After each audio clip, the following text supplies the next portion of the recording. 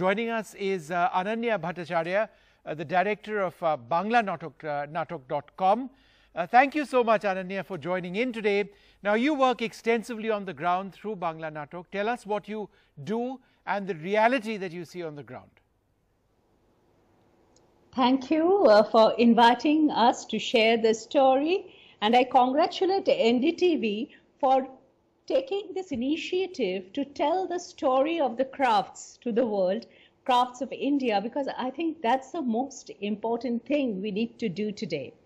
Now, Banglanatak, our initiative Art for Life, believes that the traditional skills we have, the skills and knowledge we have, that's a tremendous cultural asset, and it is also an asset for development. So Banglanatak.com works across India with traditional artists, folk artists, performing artists, craftsperson, to build what we say grassroots creative enterprise and empower them to become creative entrepreneurs.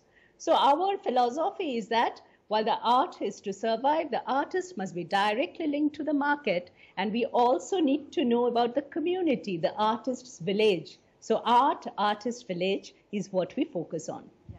Ananya, you use culture as a tool for behavioral change in the work you do. So promoting artisans and craftspeople may have more than one positive effect.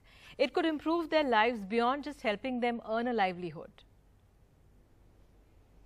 Yes, I think that's the biggest learning we had during the pandemic. We work with more than 25,000 artists.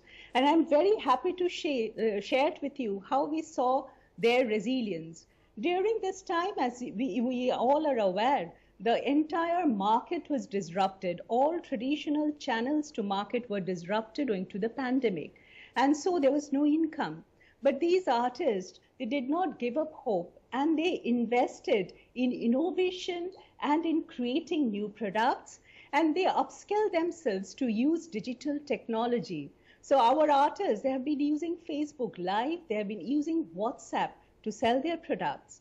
There is a case of, artists like the Patachitra artists in Naya who have created new stories and new scroll paintings on the impact of pandemic.